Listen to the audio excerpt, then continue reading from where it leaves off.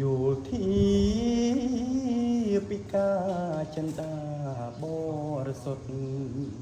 ជីវិតមិនតន់រលត់ជើងកំបុតភ្នែកក៏ពិការ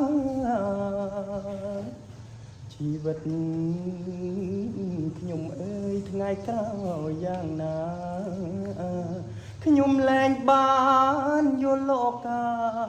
ព្រោះនេត្រាងងឹតទៅហើយរឿងរ៉ាវមួយនេះផ្ដាំដល់